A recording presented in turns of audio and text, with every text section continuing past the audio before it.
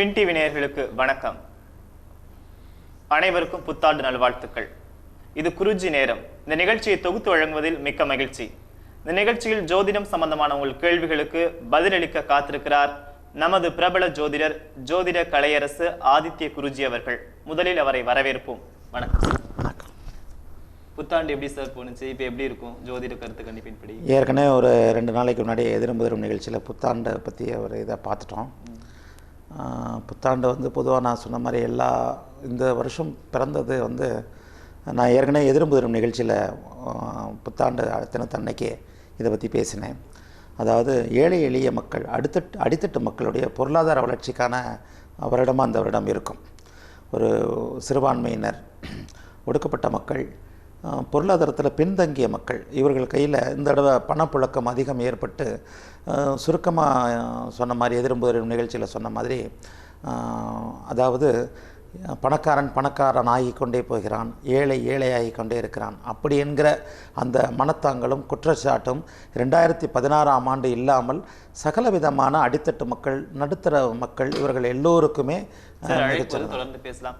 வணக்கம். மின் தொலைக்காட்சி எங்கிருந்து அழைக்கிறீங்க? சார், கொடுங்கையூர்லேருந்து குமார்னு பேசுகிறேன் சார். சொல்லுங்க. பிறந்த தேதி சொல்லுங்க. பிறந்த தேதி 23/9/1990. பிறந்த நேரம் மத்தியானம் 2:15 சார். ராசி நட்சத்திரம் சொல்லிடுங்க. துலா ராசி, விசாக நட்சத்திரம். உங்களை கேள்வி என்னன்னு குறிஞ்சிட்ட கேளுங்க சார். சார், இது ஆக்சுவலி என்னுடைய டாக்டர் ஜாதகம். அது சொல்லுங்க. கல்யாணம் பண்ணியிருக்கோம் சார்.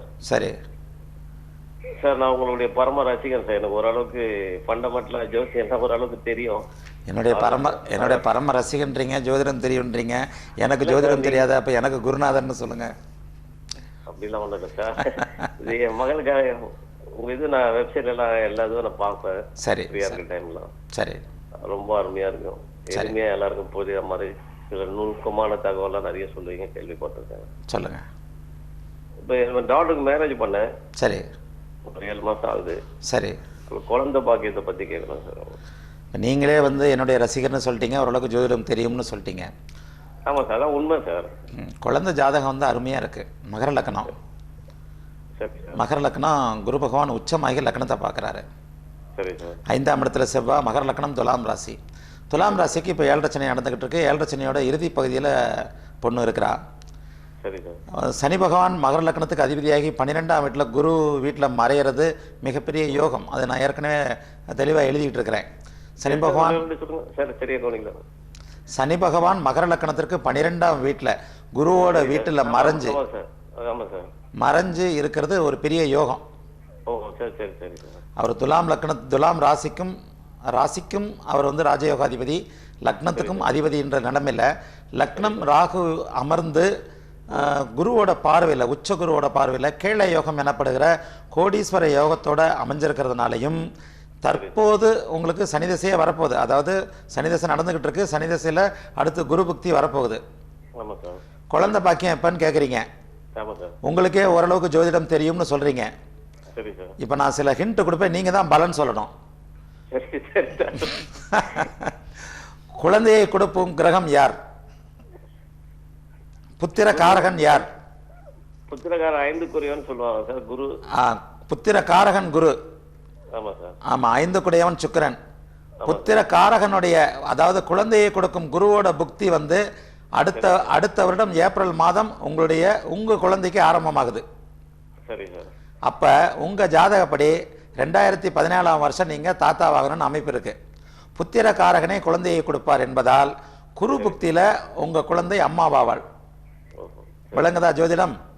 புரியுது சார். சார், இப்போ துலா லக்னத்துக்கு குரு நல்லது பண்ண மாட்டாருன்னு ஒரு இது சொல்லுவாங்க சார். துலாம் லக்னத்துக்கு தானே, துலாம் ராசி தானே இது. மகர லக்னத்திற்கு அவர் 7ஆம் இடத்துல உச்சமா இருக்கிறார். சுபகிரகம் மறைஞ்சிட்டாங்க, அதனால கொஞ்சம் லேட்டா வந்த மாதிரி சொன்னாங்க சார். எனக்கு ஒரு கேரளால ஒரு பேசிருந்தோம். இல்ல அடுத்தவங்களை பத்தி நம்ம இந்த நிகழ்ச்சியில பேச வேண்டாம். சுபகிரகங்கள் உச்சமடைஞ்சா நல்லது செய்யும், பாவகிரகங்கள் வலிமை அடைஞ்சா கெடுதல் செய்யும். சுபகிரகமான குழந்தையையும் பணத்தையும் கொடுக்கும் சுபகிரகமான குரு பகவான் உச்சமாகி கேதுவோட சேர்ந்து கேள யோகத்துல நல்ல ஒரு அமைப்புல இருக்கிறார். 5ஆம் இடத்துல செவ்வாய் இருக்கிறது ஒரு தாமதப்படுத்தக்கூடிய அமைப்பு என்றாலும் குரு பகவான் உச்சமாகி இருக்கிறதும் சுக்கிரன் 8ல் மறைஞ்சாலும் அவர் புதனுடைய அவர் ஒரு யோகமான அமைப்பில் தான் இருக்கிறார். சரி சார். ஒரு பாவத்திற்கு ஆதிபத்தியம் கெட்டா காரகத்துவம் கிடக்கூடாது. பாவம் ஆதிபத்தியம் ரெண்டுமே நல்லா இருந்தா உடனடியாக அந்த பாக்கியம் கிடைக்கும். சரி சார். பாவமும் ஆதிபத்தியம் கெட்டு இருந்தால் தாமதமாக கிடைக்கும். லக்னாதிபதியும் கெட்டு ஆதிபத்தியமும் காரகத்துவமும் கெட்டிருந்தால் அந்த பாக்கியம் வாழ்நாளில் கிடைக்கவே கிடைக்காது. சரி சரி. இந்த அமைப்புப்படி குழந்தைக்கு சனி பகவான் சூட்சும வலுப்பற்று 12ஆம் வீட்டில் அமர்ந்திருப்பதாலும் சரி சார். குரு பகவான் உச்சமாகி லக்னத்தை பார்ப்பதாலும் குரு பகவானுடைய தசை ஏப்ரல் மாதம் புக்தி ஏப்ரல் மாதம் 2016ஆம் ஆண்டு நடக்க இருப்பதாலும் உங்களுடைய குழந்தை 2017ஆம் ஆண்டு அம்மாவாவால் 2017ஆம் ஆண்டு நீங்கள் தாத்தாவாவீர்கள். வணக்கம். சரி சார். ரொம்ப சந்தோஷம் சார். அழைத்தமைக்கு நன்றி சார். சனி பகவானை பத்தி பேசலாம். சனி என்ன கொடுப்பாரு, அந்த தாக்கத்திலிருந்து எப்படி வெளியில ரிலீவ் ஆகி வரலாம் அப்படிங்கிறத பத்தி தெளிவா சொல்லுங்க சார். சென்ற நேரடி ஒளிபரப்பு நிகழ்ச்சியில் சனி பகவானை பற்றி தொடங்கணும். அதுக்குள்ளே நிகழ்ச்சியோட நேரம் முடிஞ்சிட்டதுனால சனி பகவான் இந்த முறையிலேருந்து பார்ப்போம். அதற்கேற்ற மாதிரி இப்போ முதல் நேரே மகர லக்கணத்துக்கும் சனி அதிபதியாக சனி இருக்கிறதுக்கு அம்மான ஒரு நிகழ்ச்சியில் தான் வந்திருக்கிறாரு. அதாவது இப்போ தான் அந்த நேருக்கு நான் சொன்ன மாதிரி பாவகிரகங்கள் வலுவடைஞ்சால் கெடுதல் அடையும், சுபகிரகங்கள் வலுவடைஞ்சால் நல்லதையும் செய்யும்னு சொன்னேன். அதே நேரத்தில் பாவகிரகங்கள் இயற்கை சுவரா மகர லக்கணத்திற்கு, அதாவது இப்போ சனி பகவான் மகர லக்கணத்துக்கும் கும்ப லக்கணத்துக்கும் அதிபதி. இந்த மகர கும்ப லக்கணத்துக்கு சனி பகவான் தான் அதிபதி ஆவார்ன்ற நிலைமையில சார் அழைப்பு வருது. வணக்கம், மின் தொலைக்காட்சி, எங்கிருந்து அழைக்கிறீங்க? கோபிச்செட்டிப்பாளையத்துல பேசுறேங்க. சொல்லுங்க. பிறந்த தேதி சொல்லுங்க. பிறந்த தேதி சொல்லுங்க. 13/1/1992. 13/1/1992ங்களா? ஆமாங்க. ராசி நட்சத்திரம் சொல்லிடுங்க. ரேவதி நட்சத்திரம், மீன ராசி, விருச்சிக லக்னம். நேரம் பிறந்த நேரம் சொல்லிடுங்க. பிறந்த நேரம் காலை 4:05. உங்க கேள்வியை குறிஞ்சிட்ட கேளுங்க சார், இணைப்பிலே இருங்க. என்ன கேட்கணும் சொல்லுங்க. பையன் படிச்சு முடிச்சுட்டாங்க. சரி. இப்போ அவனுக்கு ஒரு வேலை கிடைக்குமா என்ன ஏதுன்னு சொல்லு. விருச்சிக லக்னம், விருச்சிக லக்னத்துக்கு 10 குரு விருச்சிக லக்னமாகி 10 சூரியனும் குரு பகவானும் பரிவர்த்தனை யோகத்தில் உங்க பையனோட ஜாதகத்தில் இருக்கிறாங்க. விருச்சிக லக்னம், மீனராசி, ரேவதி நட்சத்திரம், வயசு உங்களுக்கு 23 வயசு ஆகுது. 10ஆம் இடத்துல குரு இருந்தாலே சொல்லிக் கொடுக்கும் துறை அல்லது வங்கித்துறைன்னு நாங்கள் சொல்லுவோம். பையன் என்ன படிச்சார்? பையன் பிஇ படிச்சிருக்காங்க. பிஇ படிச்சிருக்கிறாரு. இப்போ சூரியனும் குரு பகவானும் பரிவர்த்தனை ஆவதால அரசாங்கம் சம்பந்தப்பட்ட மின்சார நிலையங்கள் சம்பந்தப்பட்ட இன்ஜினியரிங் சம்பந்தப்பட்ட அமைப்புகளில் வேலை செய்வார். அதே நேரத்தில் குரு பகவான் 10ஆம் இடத்துல இருக்கிறது மிகப்பெரிய யோகமான ஒரு அமைப்பு. தற்போது பின்னடைவான காலகட்டம் எதுவும் பையனுக்கு இல்லை. பையனோட ஜாதகம் கொஞ்சம் நல்ல யோகமான ஜாதகம். பையனுக்கு இப்போ குரு பக்தியே நடந்துகிட்டு இருக்கு. வருகிற செப்டம்பர் மாதம் வரைக்கும் குரு பக்தி இருக்குது.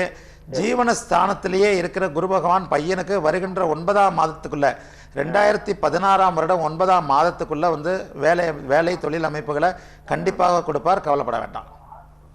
அழைத்தமைக்கு நன்றி சார். தொடர்ந்து சனியை பற்றி பேசலாம் சார். ஆமாம், அதான் இப்போ நான் சனியை பற்றி சொல்லிக்கிட்டு இருந்தேன். அதாவது அந்த மகரம் கும்பம் போன்ற லக்னங்களுக்கு அவர் லக்னாதிபதியாக வருகின்ற நிலைமையிலையும், ரிஷபம் துலாம் போன்ற லக்னங்களுக்கு ஒரு ராஜயோகாதிபதியாக வரும் நிலையிலையும் சனி பகவான் நன்மைகளை செய்தே தீர வேண்டும் என்பதால் அவர் நன்மைகளை செய்வார்.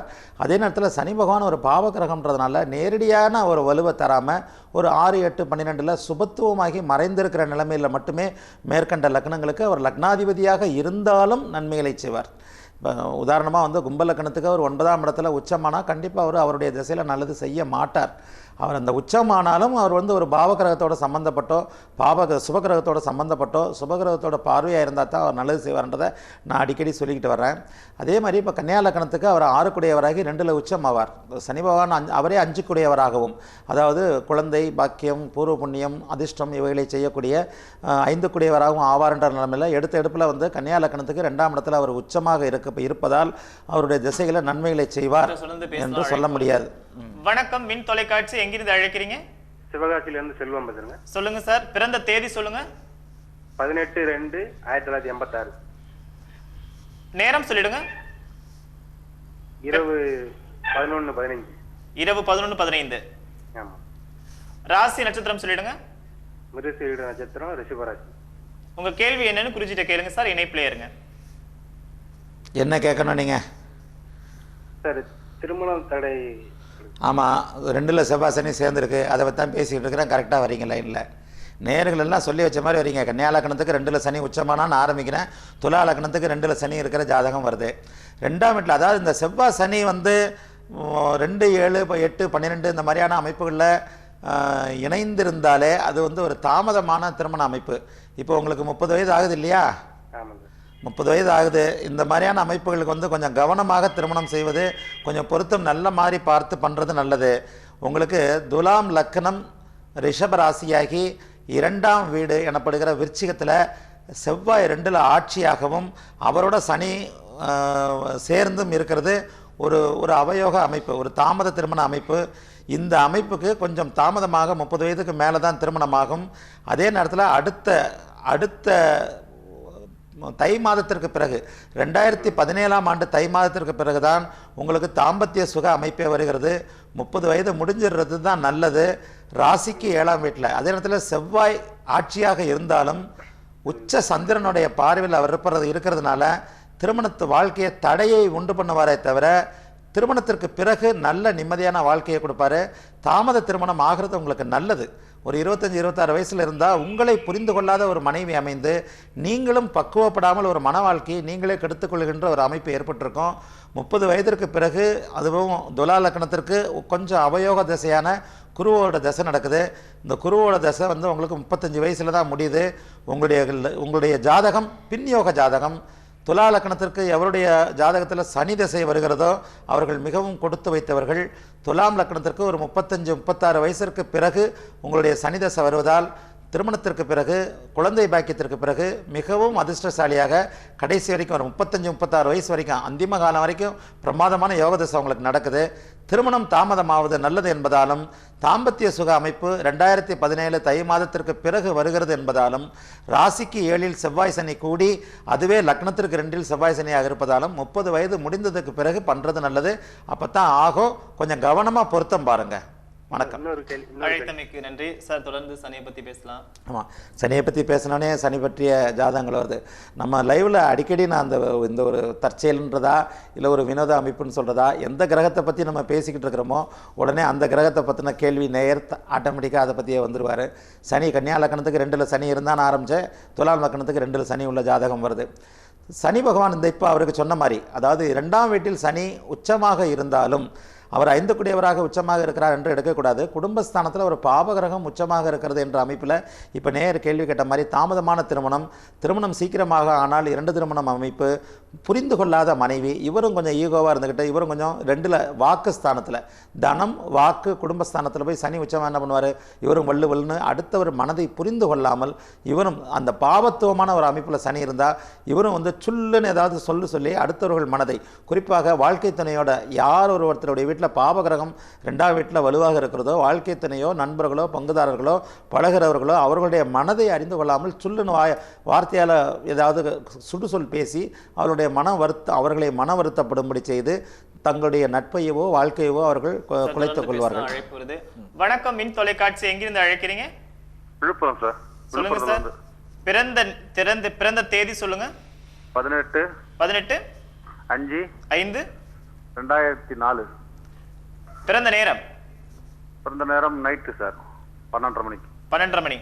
நம்ம பையன் சார், இப்ப எனக்கு பார்க்கணுமா என் பையனுக்கு பார்க்கணுமா தெரியல சார். இப்ப அதாவது எல்லாரும் என்ன சொல்றாங்க, அப்பாவுக்கு பார்க்கணும் பையனுக்கு தான் பார்க்கணும்னு சொல்றாங்க.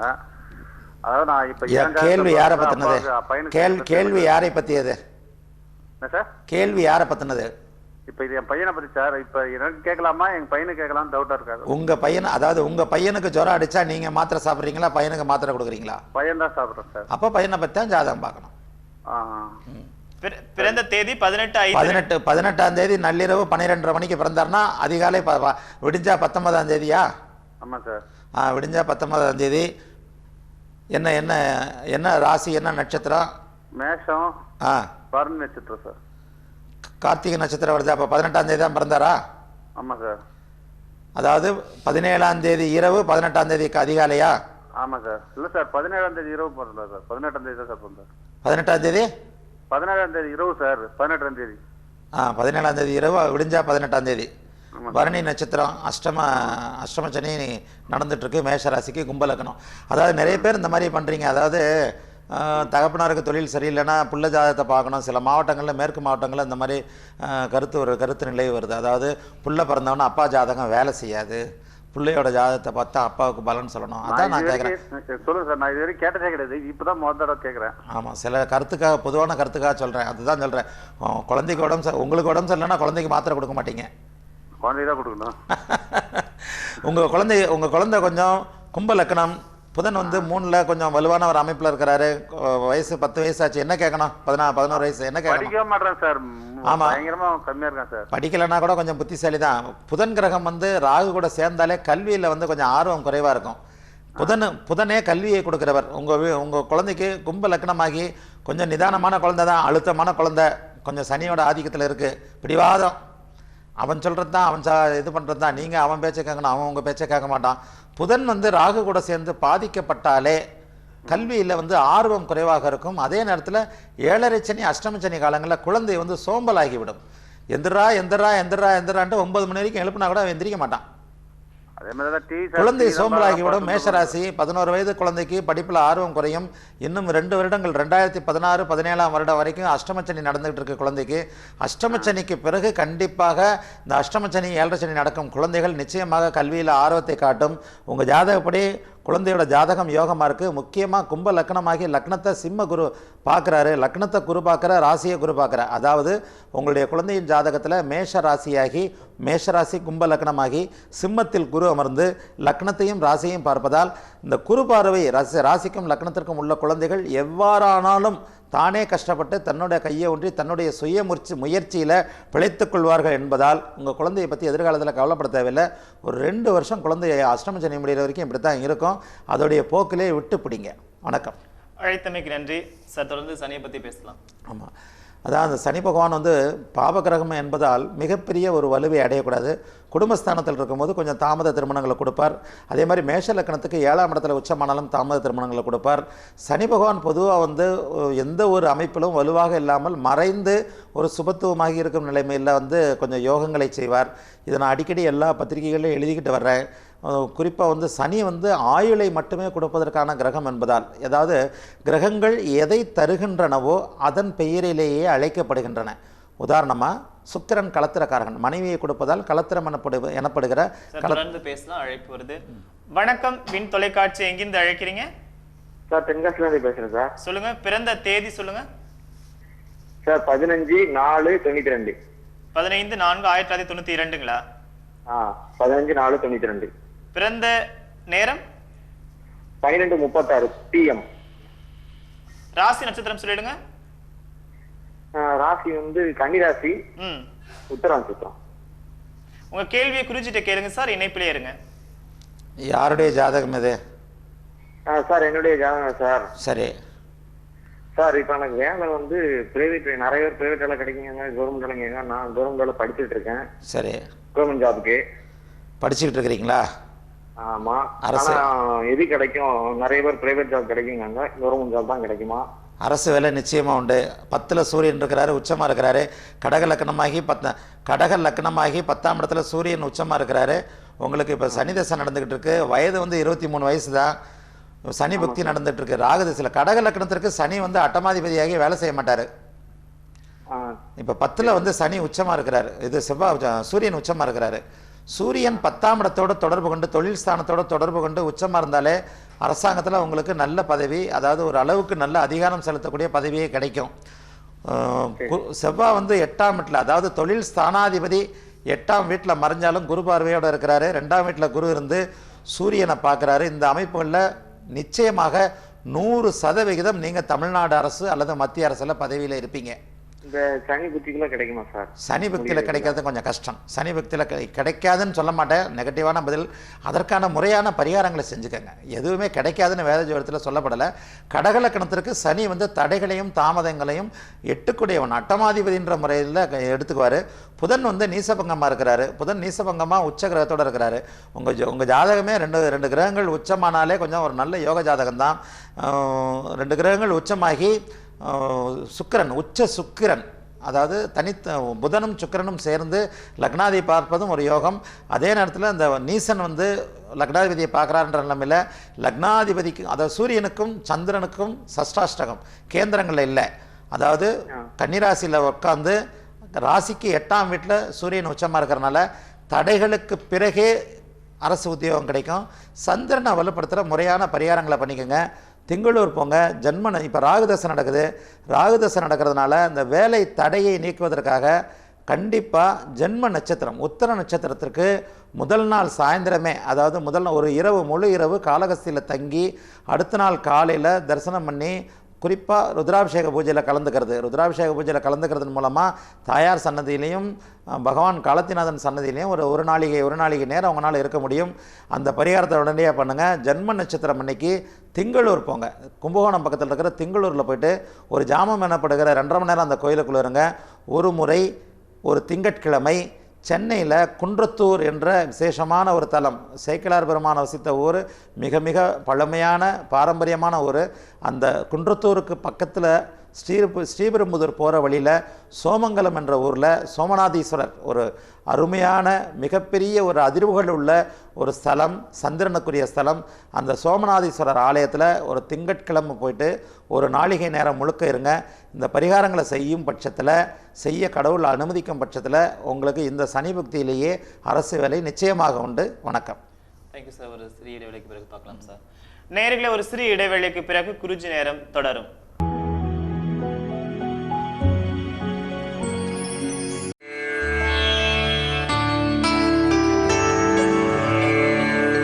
குருஜி நேரம் தொடர்கிறது. சார், சனி பகவான்லேருந்து விடுபடுறதுக்கு ஏதாவது பரிகாரங்கள் இருக்கா? என்ன பண்ணலாம் சார்? சனி பகவானுக்கான பரிகாரங்களை நான் எளிமையான பரிகாரங்களை சொல்லியிருக்கிறேன். நான் சொல்கிறதில்ல, பரிகாரம் சொல்கிறதுக்கு ஒரு ஜோதிடருக்கு எந்த ஒரு ஜோதிடரும் தன்னுடைய வாய்க்கு பரிகாரங்களை சொன்னால் பலிக்காது. பரிகாரங்கள் எனப்படுபவை சித்தர்களும் ஞானிகளும் சாஸ்திரங்களில், ஜோதிட சாஸ்திரத்துக்கே பரிகார சாஸ்திரம்னு தான் பேர். எந்த ஒரு ஜோதிடரும் தானாக சொல்கிற பரிகாரம் கண்டிப்பாக பலிக்கவே பலிக்காது. ஏன்னா ஜோதிடர் என்பவர் சாதாரண மனிதர் தான். ஜோதிடர் தெய்வ வாக்கு சொல்பவராக இருந்தாலும், தெய்வாம்சம் பொருந்தியவராக இருந்தாலும் அவர் தெய்வம் கிடையாது.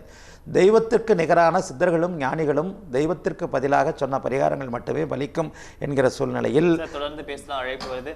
வணக்கம், மின் தொலைக்காட்சி. எங்கிருந்து அழைக்கிறீங்க சார்? பேரணம் சார். சொல்லுங்க, பிறந்த தேதி சொல்லுங்க சார். 4/5/1970 சார். 77 சார். பிறந்த நேரம் சொல்லுங்க. 4:45 சார். காலையா மாலையா? மாலை சார். ராசி நட்சத்திரம் சொல்லிடுங்க. ராசி விருச்சிக ராசி சார். லக்னம் தெரியாது சார். இப்போ நீங்கள் சொன்ன டீட்டெயில் தப்பு சார். 1977 சார். 77ஆ? ஆமாம் சார். விருச்சிக ராசி 77. என்ன கேள்வி கேட்கணும்? வேற வாய்ப்பு அமைக்க மாட்டேங்க சார். சரியா? இப்போ விருச்சிக அனுஷ நட்சத்திரம் தானே? ஆமாம் சார். இப்போ ஒவ்வொரு ராகுகேது பயிற்சியிலையும் வின்டிவியில் இதை பற்றி நான் சொல்லிக்கிட்டு இருக்கேன். ராகுகேது பயிற்சியில் சொன்னேன், புத்தாண்டில் சொன்னேன். அதாவது அனுஷ நட்சத்திரக்காரர்கள் கடந்த 3 வருஷமாக சரியில்லை. ஒரு 40 வயதுகளில் இருக்கிற அனுஷ நட்சத்திரக்காரர்களுக்கு கடந்த 2012, 2013, 2014 இந்த 3 வருஷம் கடுமையான சோதனைகளான வருஷம். சரி சார். பாக்கெட்டில் 10 பைசா கிடையாது. வேலை, தொழில், வியாபாரம் போன்ற அமைப்புகள் அனுஷ நட்சத்திரக்காரர்கள், அதாவது விருச்சிக ராசிக்காரர்களுடைய வேலை, தொழில் அமைப்புகள் அனைத்தும் பாதிக்கப்பட்டு இருக்கிறது. குறிப்பாக அனுஷ நட்சத்திரக்காரர்கள் கடந்த 1 வருடமாக மிகப்பெரிய பின்னடைவுகளை சந்திச்சிட்டீங்க. அதே நேரத்தில் சனி பகவான் அனுஷ நட்சத்திரத்திலிருந்து டிசம்பர் 28ஆம் தேதி மாறிட்டார். கிட்டத்தட்ட ஒரு 5 நாள் அவங்களுக்கு நிம்மதியான சூழல்கள் ஆரம்பிச்சிருக்கு. அதே மாதிரி வாழ்க்கை என்பது மந்திரமோ மாயமோ அல்ல. எவ்வளவு தூரம் கஷ்டப்பட்டீங்களோ அவ்வளோ தூரம் கஷ்டப்பட்டதுக்கு ஒரு 3 மாதம் 4 மாத காலமாக கொஞ்சம் அதுலேருந்து வெளியே வர்றதுக்கான அந்த ரிலீஸ் பீரியட் இருக்கும். 2016ஆம் ஆண்டு உங்களுக்கு நன்றாகவே இருக்கும். ஆனால் படிப்படியாகத்தான் நல்லா மெதுவாகத்தான் சரியாகும். வேலை எதுவும் அமைய மாட்டேன் சார். அதுதான் சொல்லிட்டு வரேன். அதாவது மந்திரகாலின்னு நாளை காலையில் உங்களுக்கு வேலை கிடைச்சிடாது. ஏற்கனவே மிகப்பெரிய அமைப்பில் கஷ்டப்பட்டுருக்கிறீங்க. ஏப்ரல் மாதத்திற்கு பிறகு 2016ஆம் ஆண்டு உங்களுக்கு கண்டிப்பாக நல்லா இருக்கும். வரப்போன்ற தை மாதம் பிறந்தவனையே கொஞ்சம் நல்ல முன்னேற்றம் தெரியும். ஏப்ரல் மாதத்திற்கு பிறகு மன நிம்மதி அடையக்கூடிய அளவுக்கு நல்ல வேலை கிடைக்கும். அந்த வேலையில் கூட உங்களுக்கு திருப்தி இருக்காது. ஜூலை மாதத்திற்கு பிறகு நடக்கிற ஆகஸ்ட் மாதத்தில் நடக்கிற குரு பயிற்சிக்கு பிறகு உங்களுக்கு வேலை வாய்ப்புகள் மிகவும் நன்றாக அமைந்து விருச்சிக ராசிக்காரர்கள், குறிப்பாக அனுஷ நட்சத்திரக்காரர்கள், இந்த வயதில் உள்ள வேலை தொழில் பாதிக்கப்பட்டவர்கள் ஆகஸ்ட் மாதத்திற்கு பிறகு நிம்மதியான சூழலில் ரொம்ப நல்லா இருப்பீங்க. வேலை கிடைக்கிறவங்களுக்கு கிடைக்கும், தொழில் செய்கிறவங்களுக்கு தொழில் நல்லா இருக்கும். அதனால் விருச்சிக ராசிக்காரர்கள் எதை பற்றியும் கவலைப்பட வேண்டாம். இந்த வருடம் 2016ஆம் வருடம் நீங்கள் எவ்வளோக்கு எவ்வளோ கஷ்டப்பட்டீர்களோ, எந்த விஷயத்தில் கஷ்டப்பட்டீங்களோ, வாழ்க்கை விஷயத்தில் கஷ்டப்பட்டீங்களோ, கணவன் மனைவி விஷயத்தில் கஷ்டப்பட்டீங்களோ, தொழில் இல்லாமல் கஷ்டப்பட்டீங்களோ, அல்லது உடல் ஆரோக்கியம் பாதிக்கப்பட்டு கஷ்டப்பட்டீங்களோ, ஒவ்வொரு விருச்சிக ராசிக்காரர்களும் ஒவ்வொரு அனுஷ நட்சத்திரக்காரர்களும் தங்களுடைய வயது, தங்களுடைய அனுபவம், தங்களுடைய வாழ்க்கை தரம், தங்களுடைய பொருளாதார மேன்மை, தங்களுடைய அந்தஸ்து, தங்களுடைய கௌரவம் இதற்கேற்றாற் போல விரலுக்கு தகுந்த வீக்கம் என்பதை போல அனைவருமே பாதிக்கப்பட்டிருக்கிறீர்கள். 2016ஆம் ஆண்டு நீங்கள் எந்த வகையில் எந்த விதத்தில் பிரச்சனைகளில் மாட்டினீர்களோ அந்த பிரச்சனைகளிலிருந்து நிச்சயமாக நல்லபடியாக வெளியே வந்து உங்களுக்கு சாதகமாக உங்களுடைய மனம் போல 2016ஆம் ஆண்டு பிற்பகுதியிலிருந்து வாழ்க்கை அமையும். அவசரப்பட வேண்டாம், நன்றாக இருப்பீர்கள். வணக்கம். அழைத்தமைக்கு நன்றி சார். தொடர்ந்து சனி பகவானுடைய பரிகாரங்களை பேசிட்டு சனி பகவானோட பரிகாரங்களை பற்றி பேசிகிட்டு இருந்தோம். அதாவது சனி பகவான் வலுத்திருக்கிற நிலைமையில், அதான் நான் சொன்ன மாதிரி ஏற்கனவே சித்தர்களும் ஞானிகளும் சில விஷயங்களை வந்து பரிகாரங்கள்ன்ற முறையில் நமக்கு சொல்லியிருக்கிறாங்க. ஒரு பரிகாரம்ன்றது வந்து என்னென்னா, ஒரு கிரகத்தோட நிறம், சுவை, அந்த கிரகத்தோட வாகனம், அந்த கிரகத்தோட ஸ்தலம், அந்த கிரகத்தோட அமைப்பு பற்றியது. சனி பகவானுக்கு மிக மிக முக்கியமான பரிகாரமாக நம்முடைய இது சொல்லப்பட்டதுன்னா, சனி பகவானுடைய தானியமான எள்ளு, கருப்பு நிறமுள்ளவை அனைத்தும் சனி பகவானை குறிக்கின்றன. எனவே சனி பகவான், சில பேர் வந்து எள்ளு தீபம் போடுறாங்க பாருங்கள், அதை மாதிரியான ஒரு அறியாமையை வந்து வேறு எதுவுமே இருக்க முடியாது. இந்த எள் தீபம் போடுவது, சனி பகவானுக்கு எள் தீபம் போடுவது எந்த விதமான சாஸ்திரங்களிலும் ஜோதிடங்களிலும் சொல்லப்படவில்லை. எள் தீபம் போடுவது மகா தோஷம். அதாவது எள் தீபம் எள்ளை எரிப்பது என்பது சாஸ்திரப்படி மிகப்பெரிய ஒரு தவறான காரியம். இந்த எள்ளை எரிக்கக்கூடாது என்று ஒரு முறை மகாபெரியவர் நம்ம காலத்தில் வாழ்ந்த தெய்வம் காஞ்சி கடவுள், காஞ்சி மகாபெரியவர் அவர்கள் கூட எள்ளை எரிப்பது தோஷம், எள்ளை எரிக்க வேண்டாம் என்று அவரே வெளிப்படையாக சொன்னார். அப்படி இருந்தும் அது வந்து நிறைய பேருக்கு போய் சேரல போல தெரியுது. எள்ளை எரிப்பது தோஷம். எள்ளு என்பது ஒரு நவதானியம், ஒரு அரிசியை போன்ற ஒரு தானியம். அரிசியை நாம் எரிப்போமா? மனது வந்து சாப்பிடுகின்ற ஒரு அரிசியை எரிக்க மாட்டோம். எள்ளை பிழிந்து எண்ணெயாக்கி அந்த நல்லெண்ணெயைத்தான், அந்த எண்ணெயைத்தான் தெய்வமாக்கி எரிக்க சொன்னதை தவிர சாஸ்திரம் எள்ளையே எரிக்க சொல்லவில்லை. சனி பகவானுக்கு எள்ளை எரிப்பது போன்ற தோஷங்கள் வேறு எதுவுமே கிடையாது. எள் தீபம் போடாமல், சனி பகவானுக்கு கூட போடாமல், சனி பகவான் வந்து ஒரு நேர்மையான நீதிபதி, லஞ்சம் வாங்க மாட்டார். இந்த ஒர்ஷிப், அதாவது தொழுவது என்பது, கும்பிடுவது என்பது ஒரு தெய்வத்துக்கு விருப்பமான ஒரு பொருளை கொடுத்து அதை சாந்தப்படுத்துவது, அதை திருப்திப்படுத்துவது என்பது உங்களுக்கு ஒரு வகையில் வந்து கிட்டத்தட்ட லஞ்சம் கொடுப்பதை போலத்தான். சனி பகவான் எந்த காலத்திலும் லஞ்சம் வாங்க மாட்டார். எந்த கிரகமும் எந்த தெய்வமும் லஞ்சம் வாங்காது. கர்மவினைகளை, நம்முடைய கர்மவினைகளை சென்ற ஜென்மத்தில் நாம் செய்த பாவத்திற்கேற்ப, புண்ணியத்திற்கேற்ப அதை வந்து இங்கே விதிக்கப்பட்ட அமைப்புகளை வந்து நமக்கு தருபவைதான் பாவ கிரகங்கள் எனப்படும் சனி, ராகு, கேது, செவ்வாய் போன்ற கிரகங்கள். எனவே சனி பகவானை சாந்தப்படுத்த வேண்டுமென்றால் அவர் யாரை மதிக்கிறாரோ, அவர் யாருக்கு கட்டுப்படுவாரோ அவரை தொழுவது தான் நமக்கு விதிக்கப்பட்ட பரிகாரம். எனவே சனி பகவானுடைய குருவான சிவனுடைய அம்சமான கால பைரவருக்கும், சனி பகவானை விட மேம்பட்டவரான, சனி பகவானால் ஒன்றும் செய்ய முடியாத, சனி பகவானுக்கு கட்டுப்படாத விஷ்ணுவின் அம்சமான ஸ்ரீ ஹனுமனுக்கும், ராமதாசன் ஸ்ரீ ஹனுமனுக்கும், அதாவது சனிக்கிழமை தோறும் காலபைரவருக்கு, சிவன் கோவில்களில் சிவனுக்கு இடதுபுறம் விற்றிருக்கும் காலபைரவருக்கு நல்லெண்ணெய் தீபம் ஏற்றுவதும், விஷ்ணு கோவில்களில் ராமதாசன் ஸ்ரீ ஹனுமனுக்கு நெய் தீபம் ஏற்றுவது ஒன்றே சனி பகவானுக்கு மிகச்சிறந்த பரிகாரம். சனி பகவானை நேரடியாக சென்று கும்பிடச் சொல்லி நம்முடைய பரிகாரம் நம்முடைய சாஸ்திரங்களில் விதிக்கப்படவில்லை. சனி பகவானை நேரடியாக எந்த நேரத்தில் கும்பிட வேண்டுமென்றால், நான் எழுதியதைப் போல ஒவ்வொரு கிரகங்களும் அது எதை தருமோ அதன்படியே சாஸ்திரங்களில் ஜோதிடத்தில் அழைக்கப்படுகின்றன என்பதன்படி சுக்கிரன் களத்திரக்காரகன், குரு தன புத்திரக்காரகன், சூரியன் பிதுர்காரகன், சந்திரன் மாதாக்காரகன் என்பதைப் போல சனி பகவான் ஆயுள் காரகன் மட்டுமே.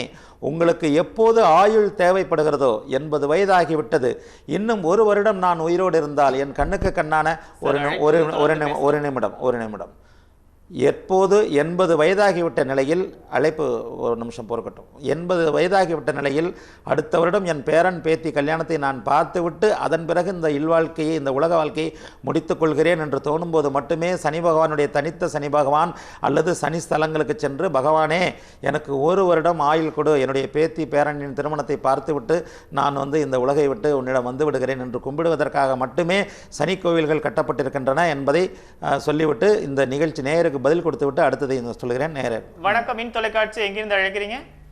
சார் சங்கர் மரம்நகர்ல இருந்து கால் பண்றேன் சார். கொஞ்சம் லவுடா பேசுங்க. சங்கர் மரம்நகர்ல இருந்து கால் பண்றேன் சார். சொல்லுங்க, பிறந்த தேதி சொல்லுங்க. 8/2/82. 8/2/82. 88 88 82 சார். 82. ஆமா. பிறந்த நேரம் 4:30 ஈவினிங். ஈவினிங் 4:30. ராசி நட்சத்திரம் சொல்லிடுங்க. கடகராசி ஆயிலி நட்சத்திரம். கடகராசி ஆயிலி நட்சத்திரம். என்ன கேட்கணும் என்ன சங்கர்? கேள்வியும் கேளுங்க. சார் இப்போ கொஞ்சம் வேலை பார்த்தீங்கன்னா ஒரு 1.5 வருஷமாக நிரந்தரமாக வேலை இல்லை. சரி, வேலை பத்தி கேட்கணும். ஒரு சொல்லுங்க, என்ன வேலை 1 வருஷமா இல்லைன்றீங்களா? ஆமா, 1.5 வருஷமா இல்லை சார். 1.5 வருஷமா இல்லை.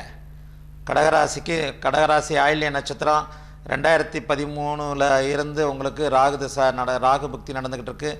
இப்போ உங்களுக்கு குரு புக்தி, ஜீவனாதிபதி புக்தி முடிஞ்சு இப்போ சனி புக்தி நடந்துக்கிட்டு இருக்கு. இப்போ அந்த வேலை அமைப்பு, செவ்வாய் சனி எந்த பாவத்தை பார்க்குறாங்களோ அந்த அமைப்பு பாதிக்கப்படும். நான் அடிக்கடி சொல்லியிருக்கிறேன். நீங்கள் மிதுன லக்னம், மிதுன லக்னத்துக்கு 4ஆம் வீட்டில் செவ்வாயும் சனியும் இருக்கிறாங்க. நான் கடக லக்னம் சார். எனக்கு 4:30 மணிக்கு தானே? ஆமா, 4:30 மணிக்கு. எந்த ஊரில் பிறந்தீங்க? செங்கல்பட்டு. வாக்கியப்படி ஏதாவது தவறாக இருக்கலாம். நீங்கள் மறுபடியும் ஆமாம், நீங்கள் கடக லக்கணத்துக்கும் மிதுன லக்கணத்துக்கும் நடுவில் பிறந்திருக்கிறீங்க. லக்ன சந்தியில் பிறந்திருக்கிறீங்க. லக்னம் முடியும் போது அது சில பஞ்சாங்கங்களில் இதாக இருக்கலாம். கடக லக்கணம், கடகராசி அல்லது அதாவது இந்த 4, 3ஆம் செவ்வாய் சனி சேர்ந்து இந்த பாவங்களை பார்க்கும்போது சில அமைப்புகள் லக்ன சந்தியில் பிறந்தாலே மிதுன லக்கணம், மிதுன லக்கணம் முடிஞ்சு கடக லக்கணம் ஆரம்பிக்கிற நேரத்தில் பிறந்திருக்கிறீங்க. இன்னும் ஒரு 3 நிமிடம் கழித்து பிறந்திருந்தா தான் கடக லக்கணம்ன்றது இந்த திருக்கணித இதுபடி வருது. உங்களுடைய ஜோதிடர் கணிச்சது கடக லக்கணமாக இருக்கலாம். ஆயினும் இந்த ஆயில்ய நட்சத்திரப்படி இந்த மாதிரி லக்ன சந்தியில் பிறக்கும்போது நாங்கள் ராசி எது வலுவாக இருக்கோ அதைத்தான் பார்ப்போம். ராசி வலுவாக இருக்கிறதன்படி இப்போ நடக்கிற இந்த சனி புக்தி உங்களுக்கு லக்னத்திற்கும், மிதுன லக்னத்திற்கும் கடக லக்னத்திற்கும் அட்டமாதிபதி. இந்த சனி புக்தி முடிஞ்ச உடனே புதன் புக்தியில் உங்களுக்கு வேலை கிடைக்கும். சனி புக்தி முடிகிறதுக்கு இன்னும் ஒரு 6 மாதம் இருக்குது. இந்த சனி புக்தி முடிஞ்சதுக்கு அப்புறம் தான் சூரிய திசையில் சனி புக்தி எந்த விதமான இதையும் செய்யாது. சனி புக்தி முடிஞ்ச உடனே உங்களுடைய வாழ்க்கையில் 2016 ஏப்ரலுக்கு பிறகு வேலை கிடைக்கும். அந்த வேலை நல்லாவும் இருக்கும். 7 சனி அஷ்டம சனி இல்லை, அர்த்தாஷ்டம சனி முடிஞ்சிருச்சு. அதனால் 2016ஆம் ஆண்டு ஏப்ரலுக்கு பிறகு உங்கள் மனதிற்கு பிடித்த நல்ல வேலை கிடைக்கும் கண்டிப்பாக. வணக்கம். அழைத்தமைக்கு நன்றி சார். தொடர்ந்து அதான் நான் இந்த ஆயுள்காரகன், சனி ஆயுள்காரகன் அப்படின்றத பற்றி நான் சொல்லிக்கிட்டு இருந்தேன். அதாவது பரிகாரங்கள்னு பண்ணும்போது நேரடியாக சனி பகவானை கும்பிடுவது ஆயுள் தேவைப்படும் நேரங்களில் மட்டுமே அப்படின்றத நான் திரும்ப திரும்ப வலியுறுத்தி எழுதிக்கிட்டு இருக்கிறேன். சனி பகவான் தனித்த சனி பகவான் சன்னதியில் போயோ, சனி பகவானுடைய திருத்தலங்களுக்கு போயோ, மகர கும்ப லக்னக்காரர்களாக இருந்தாலும், ரிஷபத்துலாம் அவரை ராஜயோகாதிபதியாக கொண்டவர்களாக இருந்தாலும் ஆயுள் தேவைப்படும் நேரங்களில் மட்டுமே அவருக்கு நேருக்கு நேரம் போய் நின்று கும்பிட்டு அவரை வழிபடுவது நல்லது. ஏன்னா சனி பகவானை கும்பிடுவதற்கு, நேரடியாக கும்பிடுவதற்கு சாஸ்திரங்கள் நமக்கு விதிக்கப்படவில்லை. ஞாபகம் இருக்கட்டும், சனி பகவானை கும்பிடும்போது எல்லா தெய்வங்களையும் கும்பிடும்போது பிரசாதங்களை வீட்டுக்கு எடுத்து கொண்டு வரும் நாம் சனி பகவான் கோயில்களுக்கு செல்லும்போது மட்டும் பிரசாதங்களை அங்கேயே விட்டு சென்று விடுகிறோம். சனி பகவானை நேருக்கு நேர் பழமையான கோயில்களில் இன்னும் பார்த்தீங்கன்னா சனி பகவானை நேருக்கு நேரம் சென்று கும்பிடக்கூடாதுன்றதுக்காக ஒரு இடையில ஒரு தடுப்பு போடப்பட்டிருக்கும். ஏன்? அதாவது நம்முடைய மதம் உலகின் மேலான இந்த இந்து மதம் என்ன சொல்லுகிறதுனா, ஒரு திறந்த மார்போடு கேரளா கோயில்களில் போனீங்கன்னா ஆண்கள் மேலாட சட்டையை கூட இது பண்ணிடணும், திறந்த மார்போடு தான் நம்முடைய திருக்கோயில்களுக்குள்ளே போகணும். ஏன்னு சொன்னால் கோவில்களுடைய அதிர்வு நம்மை நேரடியாக நமக்கு கிடைக்கணுன்றது தான் ஞானிகள் சித்தர்கள் அந்த ஒரு அமைப்பை சொல்லி வச்சாங்க. எந்த ஒரு திருக்கோயில்களுக்குள்ளே போகும்போதும் நம்ம திறந்த மார்பு காட்டி அந்த மூர்த்தங்களுக்கு, அந்த தெய்வங்களுக்கு, அந்த தெய்வ திருமேனிக்கு முன்னாடி நின்று வழிபடுற ஒரு அமைப்பில் உள்ள நம்முடைய மதம் ஒரு மூர்த்தம், அதாவது ஒரு திருமேனிக்கு முன்பு, ஒரு பகவானுக்கு முன்பு போய் நிற்காதே என்று சொல்லுகிறது என்றால் அதனுடைய மறைமுகமான அர்த்தம் அந்த பகவானை வழிபடாதேன்னு தான் இந்த நேர கேள்விக்கு பிறகு பேசலாம். வணக்கம். மின் தொலைக்காட்சி எங்கிருந்து அழைக்கிறீங்க? ராமநாதபுரம் சார். சொல்லுங்க, பிறந்த தேதி சொல்லுங்க. 27/3/1991. பிறந்த நேரம் பிறந்த நேரம் சாயந்தரம் மாலை நேரத்துல 5:05 ராசி நட்சத்திரம் சொல்லிடுங்க. டிவி வால்யூம் கம்மி பண்ணிடுங்க சார். ராசி நட்சத்திரம் சொல்லிடுங்க. ராசி சிம்ம ராசி, சிம்ம லக்கணம், மக நட்சத்திரம். உங்க கேள்வி என்னன்னு குறிச்சிட்டு கேளுங்க சார். இணைப்புல இருங்க. என்ன கேட்கலாம்? லைஃப்ல என்னைக்கு எதுவுமே என்ன செட் ஆகல, அதான் கேட்குறேன். யாருக்கு கேட்குறீங்க? உங்களுக்கு தான் கேட்குறீங்க? எனக்கு தான் சார். இப்போ லைஃப்பில் வந்து 2014ஆம் ஆண்டு வரைக்கும் உங்களுக்கு சிம்மராசி மகம் ஜெகத்தை ஆளும்னு சொல்லுவோம். சரி. மகம் சிம்மராசி சிம்ம லக்னம் 2015 ஒரு வருஷம் வரைக்கும் உங்களுக்கு வந்து இந்த சுக்கிரதசை நடந்தது. அதாவது வாழ்க்கையில் நீங்கள் கிட்டத்தட்ட ஒரு 24-25 வயசு வரைக்கும் சுக்கிரதசை சிம்ம லக்னத்துக்கு யோகம் செய்ய மாட்டார் என்பதன் அடிப்படையில், சுக்கிரன் 9ஆம் வீட்டில் இருப்பதன் அடிப்படையில் உங்களுக்கு எந்த விதமான யோகமும் கிடையாது. அதே நேரத்தில் சூரியன் 8ல் மறைஞ்சாலும் இப்போ தான் சூரிய தசை சுயபக்தி முடிஞ்சு சந்திரபக்தி ஆரம்பிச்சிருக்கு. சூரிய தசை இனிமே வாழ்க்கையில் வரப்போகிற மிகப்பெரிய நல்ல யோக தசைகள். சூரியன், சந்திரன், செவ்வாய், ராகு இந்த தசைகள் அனைத்துமே மிக பிரமாதமான அமைப்பில் இருக்கிறதுனாலையும், குரு பகவான் உச்சமாக 5 குடையவன் உச்சமாக இருக்கிறதுனாலையும் உங்கள் ஜாதகம் பின்யோக ஜாதகம். இப்போ தான் ஒரு 25 வயசு ஆகுது. அடுத்த வருடம் 26ஆம் வயது முதல் சூரிய தசையிலிருந்து வந்து சூரிய தசையுடைய நடுப்பகுதியிலிருந்து உங்களுக்கு யோகம் செயல்படும், கண்டிப்பாக செயல்படும் என்பதனால பின்வரும் காலங்கள் வாழ்க்கை முழுவதும் உங்களுக்கு யோக தசைகள் நடக்குது. கண்டிப்பாக நல்லா இருப்பீங்க. பொறுமையாக இருங்க. 2016ஆம் ஆண்டு உங்களுக்கு மிகச்சிறந்த ஆண்டு. 2016ஆம் ஆண்டு ஆகஸ்ட் மாதத்துக்கு பிறகு யோகங்கள் செயல்பட ஆரம்பிக்கும். வணக்கம் சார். ஒரு இடைவெளிக்கு பிறகு பார்க்கலாம் சார். நேயர்களே, ஒரு சிறிய இடைவேளைக்கு பிறகு குறிஞ்சி நேரம் தொடரும்.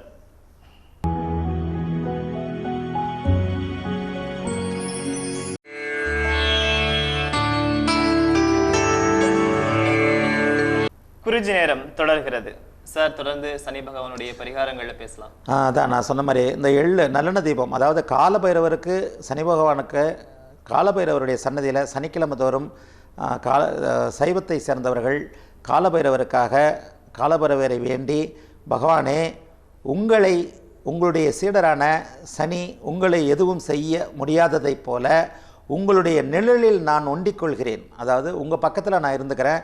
என்னையும் சனி பகவான் எந்த துன்பங்களையும் தராமல் பார்த்து கொள்ளுங்கள் இறைவனே, ஆண்டவனே. என்ன காலபைரவருக்கு நல்லெண்ணெய் தீபமும் ஆஞ்சநேயருக்கு நெய் தீபமும், ஆஞ்சநேயரையும் இதே மாதிரி தான். பகவானே, உங்களை வந்து சனி பகவான் எதுவும் செய்யாததை போல் என்னையும். இதுதான் வந்து சனி பகவானுக்கான பரிகார அமைப்பு. இந்த பரிகார அமைப்பில் எள் தீபம் எந்த காலத்திலையும் ஏற்றாதீர்கள். எள் தீபம் எரிப்பது, எள்ளை எரிப்பது மகாதோஷம். அதாவது ஒரு தானியத்தை எரிப்பதைப் போல ஒரு தோஷ அமைப்பு. மேலும் மேலும் தோஷம் கூடிக்கொண்டே போகும். இந்த வழக்கம் எப்படி வந்தது திருக்கோயில்கள் அப்படின்றது தெரியவில்லை. அதாவது யாரோ ஒருவர் செய்ததை வந்து தன்னை அறியாமல் எல்லோருமே வந்து இந்த மாதிரி தெரியாமல் வந்து இப்படி பண்ணுற மாதிரியான ஒரு அமைப்புகள் வந்துருச்சு. அடுத்து சனி தசை நடப்பவர்கள் வணக்கம். குறிஞ்சி நேரம். எங்கிருந்து அழைக்கிறீங்க? வணக்கம். பிறந்த தேதி சொல்லுங்கம்மா. பிறந்தது 11ஆவது மாசம் 91. பிறந்த தேதி சொல்லுங்க. சரியா சொல்லுங்க. ஹலோ, இணைப்புல இருக்கீங்கம்மா. பிறந்த தேதி கரெக்டா சொல்லுங்க. தேதி 11ஆம் தேதி சார். 11. இது 91. எந்த மாசம்மா? மாதம் சொல்லுங்க. மாதம் வந்து இது 91 சார். பிறந்த தேதி கரெக்டா. அம்மா அவசரப்படாதீங்கம்மா, பதற்றப்படாதீங்கம்மா, நிதானமா பிறந்த தேதி மாதம் வருடத்தை சொல்லுங்க. அவசரப்படாதீங்க, சொல்லுங்கம்மா. இது பிறந்தமா ஐபிஎஸ் மாசம் சார். 11/11/91. ஹலோ. சொல்லுங்க. ஹலோ, சொல்லுங்க, கேட்டுக்கிட்டு தான் இருக்கிறோம். சொல்லுங்க. 11 11/11/91. இணைப்புல இருக்கிறீங்க. சொல்லுங்க, தேதி மாதம் சொல்லுங்க. தனுஷ் ராசி. ராசி நட்சத்திரம் சொல்லிடுங்க. தனுஷ் ராசி நட்சத்திரம் தெரியாது. இணைப்பு. அதான் அந்த சனி பகவானை பற்றி அதாவது என்னென்னா, இந்த எள்ளு தீபம் போடாமல் காலபைரவருக்கு நல்லெண்ணெய் தீபம் போடுறதும் ஆஞ்சநேயருக்கு நெய் தீபம் போடுறதும் மிகச்சிறந்த பரிகாரங்கள். அதே மாதிரி சனி பகவானை நேரடியாக போய் வேண்டுறது ஆயுள் சம்பந்தப்பட்ட விஷயங்களில் தான் அவரை நேரடியாக போய் நம்ம இது பண்ணணும். சனி தசை சனி புக்தி நடப்பவர்கள் ஒரு கடுமையான அமைப்பில் சனி தசை மிகப்பெரிய ஒரு இக்கட்டுகளையும் சோதனைகளையும் கொடுக்கும்போது சனிக்கிழமை இரவு படுக்கிறதுக்கு முன்னாடி சிறிதளவு எள்ளை தலைக்கடியில் வச்சு படுத்து மறுநாள் காலை ஞாயிற்றுக்கிழமை காலையிலேயோ மத்தியானமோ புதுசாக வடித்த சாதத்தில் அதை கலந்து காகத்துக்கு வைக்கிறது மிகச்சிறந்த பரிகாரம். சில பேர் இதை வெள்ளிக்கிழமை நைட்டு படுத்து சனிக்கிழமை காலைன்றாங்க. அது தவறான ஒரு வழிமுறை. சனி பகவானுக்கு செய்யப்படும் எந்த ஒரு அமைப்புமே சனிக்கிழமை தான் செய்யணும். ஞாயிற்றுக்கிழமை காகம் சாப்பிடுதே அப்படின்னு சொல்லாதீங்க. சனிக்கிழமை நீங்கள் வைத்து படுக்கிறத தான் ஞாயிற்றுக்கிழமை சனி பகவானுடைய வாகனமான காகம் செய்யுது. அதாவது சனிக்கிழமை இரவு படுக்கும் முன்னால் தலையணைக்கடியில் இவ்வளோண்டு கையளவு எள்ளை தலைக்கடியில் வச்சு படுத்து அதை ஞாயிற்றுக்கிழமை எந்திரிச்சவுடனே புதுசாக வடித்த சாதத்தில் கலந்து காகத்துக்கு வைக்கிறது மிகச்சிறந்த சனி திசை, சனி புக்தி, அவயோகம், சில சாதகமற்ற பலன்கள் நடந்துக்கிட்டு இருக்கும்போது அதை செய்கிறது மிகச்சிறந்த பரிகாரம். சில நேரங்களில் ஒரு இக்கட்டான சூழ்நிலையில் வசதி இருப்பவர்கள் கருப்பு நிறமுள்ள நாய் வளர்க்கலாம். கருப்பு நிறமுள்ள நாய், ஏன்னா அந்த நாய்க்கு நீங்கள் உணவு போடணும், அந்த நாயை நீங்கள் ஒரு பராமரிக்கணும்.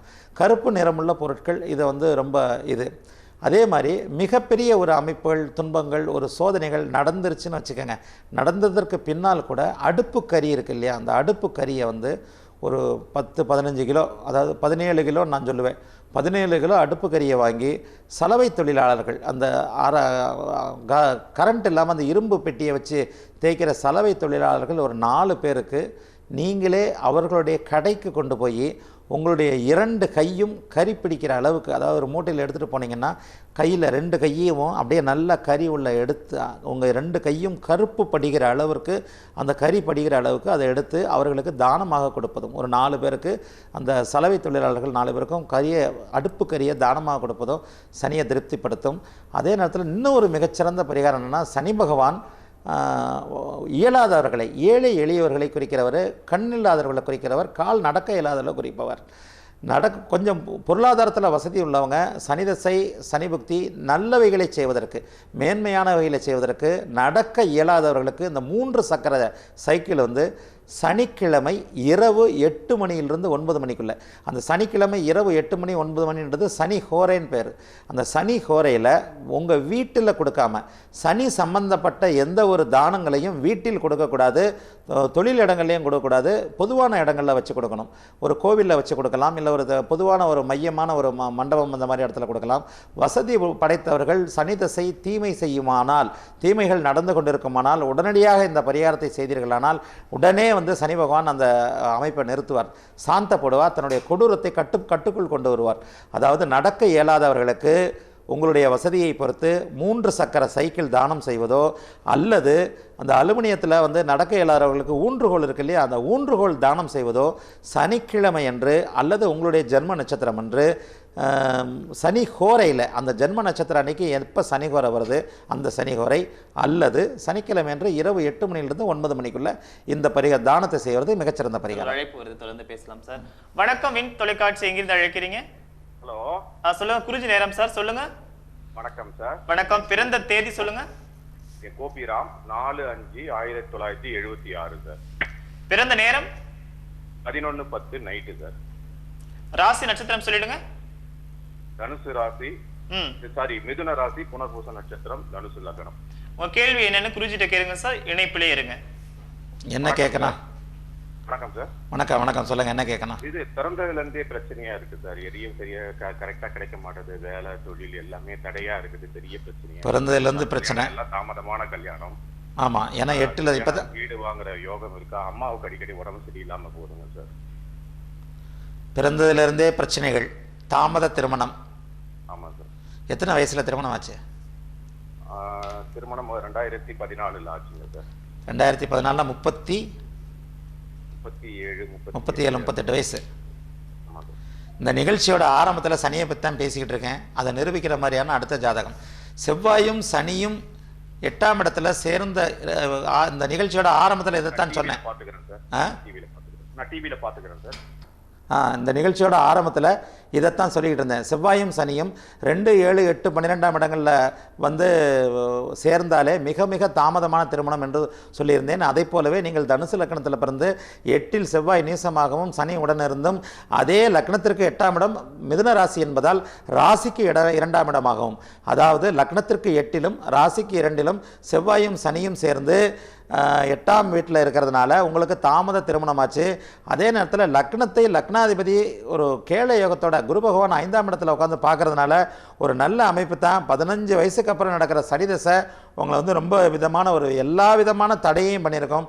15 வயசுலேருந்து 35, 36 வயசு வரைக்கும் ஒன்றுமே நடக்கலை.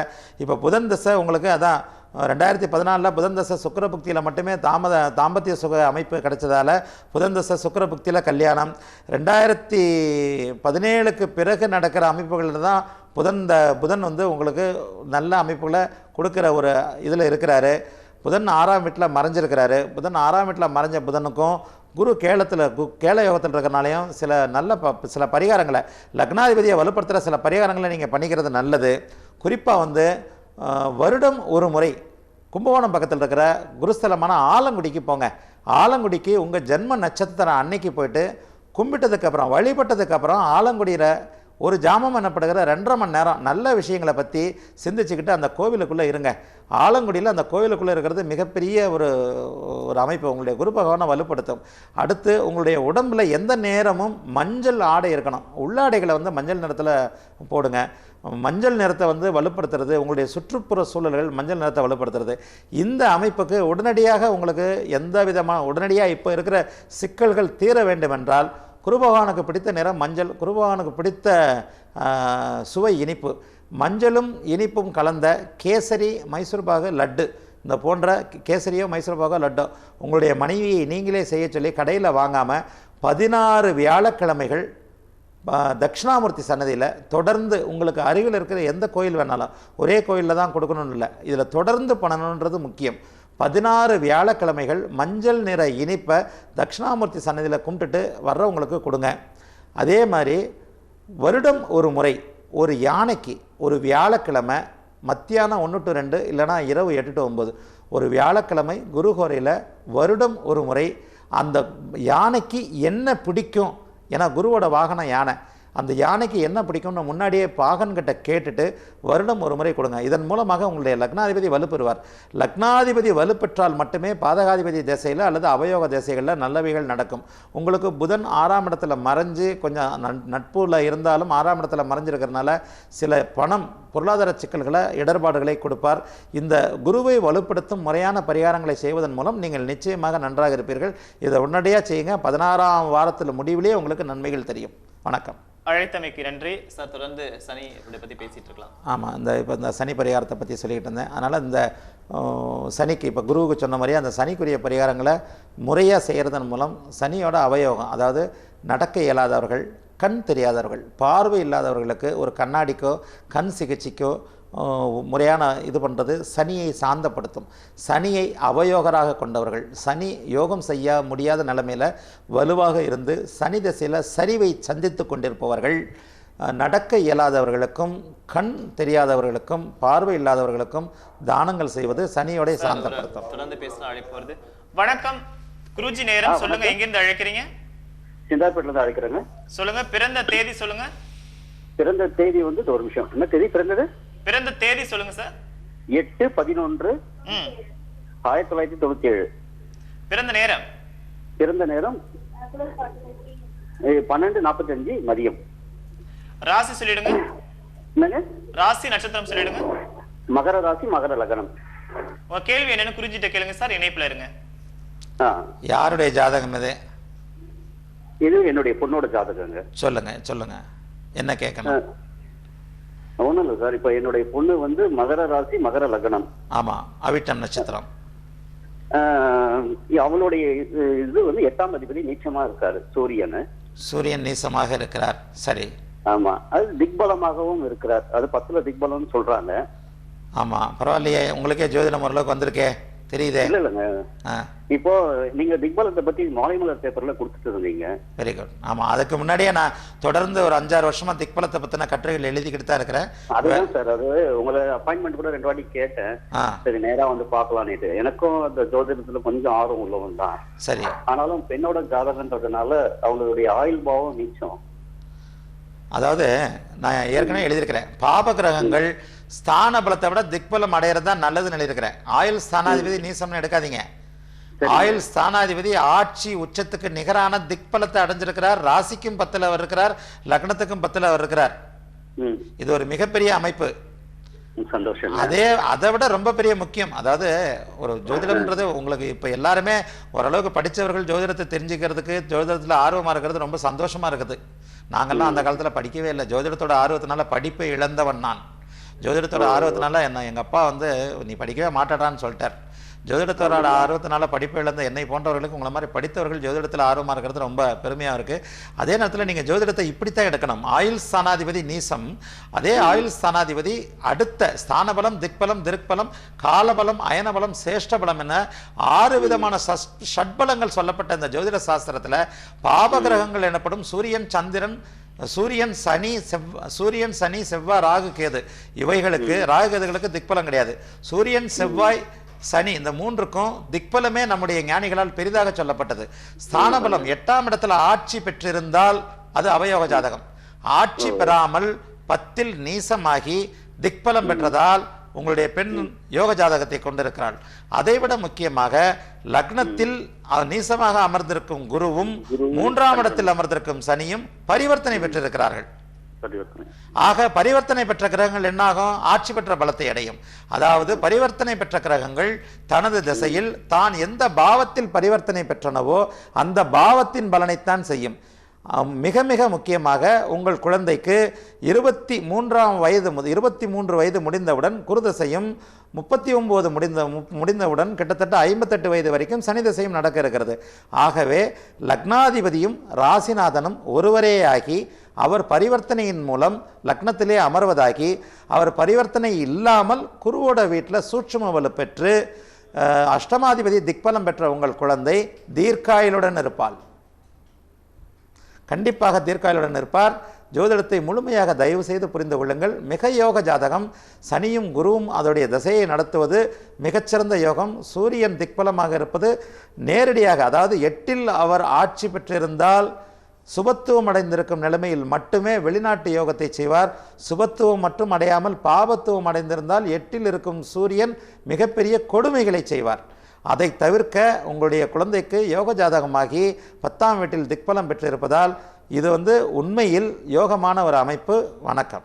அழைத்தமைக்கு நன்றி சார். தொடர்ந்து சனி பகவானை பற்றி பேசலாம். அதான் சனி பகவானை அவயோகமாக கொண்டு அந்த சனி தசை, சனி புக்தியில் கடுமையான பலன்களை சந்தித்து கொண்டிருப்பவர்கள், 7.5 சனியில் கடுமையான பலன்களை சந்தித்து கொண்டிருப்பவர்கள், தங்களுடைய பொருளாதார வசதியை பொறுத்து நடக்க இயலாதவர்களுக்கும், கண் பார்வை குறைபாடு உள்ளவர்களுக்கும் அவர்களை திருப்திப்படுத்தும் விதத்தில் அவர்களுக்குடைய உதவிகளை செய்வது, உங்களுடைய வசதிக்கு ஏற்ற மாதிரி ஊன்றுகோல் தானம் செய்வது, 3 சக்கர வண்டி தானம் செய்வது, அடுத்து பார்வைக்கு சிகிச்சைக்கு செய்வது அல்லது கண் கண்ணாடி வாங்கி கொடுப்பது, இது போன்ற அமைப்புகளையும் ஏழை எளியவர்களுக்கு, அந்த நடைபாதை போன்ற இதில் இருக்கிறவங்களுக்கு, முக்கியமாக ஆதரவற்ற முதியோர்கள், அதாவது அனாதை இல்லங்கள், ஆதரவற்ற முதியோர்கள், இவர்களுக்கு உணவளிப்பது. இந்த உணவை நீங்களே போய் பரிமாறுறது இன்னும் சனி பகவானை சாந்தப்படுத்தும். சனி பகவானை திருப்தி அளித்து உங்களுக்கு ஜன்ம வினைகளை குறைத்து கொள்ள செய்வார். பரிகாரங்கள் என்னப்படுவது இது போன்ற ஒரு அமைப்புகளில் ரொம்ப சனிக்கு ரொம்ப பிடிச்சது அவருடைய நேரடியான அவரை வணங்கி அவருக்கு ஐஸ் வைக்கிறத விட, வணங்குறது என்பது கிட்டத்தட்ட ஐஸ் வைக்கிறது தான். சனி பகவான் அப்படி ஐஸ் வைக்கிறத விட பார்வையற்றவர்கள், நடக்க இயலாதவர்கள், ஏழை எளியவர்கள், வசதியற்றவர்களுக்கு அவர்களுக்கு உரிய அந்த அமைப்புகளை சனி பகவான் மிகச்சிறந்த இதில் திருப்தி அடைந்து உங்களுக்கு யோகங்களை செய்வார். சனி பகவானுக்குரிய பரிகாரங்களை செய்வதன் மூலம் மிகச்சிறந்த பலன்களை அடையலாம். ஆகவே இந்த வாரம் கொஞ்சம் இதாகிடுது. அடுத்த வாரத்திலிருந்து மீண்டும் நிகழ்ச்சியில் தொடர்ந்து சந்திக்கிறேன். வணக்கம். வின் டிவி நேயர்களுக்கு வணக்கம் மற்றும் புத்தாண்டு வாழ்த்துக்கள். நேர்களே, நமது பிரபல ஜோதிடர் ஜோதிட கலையரசு ஆதித்ய குருஜி அவர்கள் உங்களுடைய கேள்விகளுக்கு அழகாகவும் தெளிவாகவும் பதில் சொல்லியிருக்கிறாரு. இத்துடன் நிகழ்ச்சியை முடித்துக் கொள்வோம். நல்லது நடக்கட்டும், நன்மைகள் பிறக்கட்டும். நன்றி, வணக்கம்.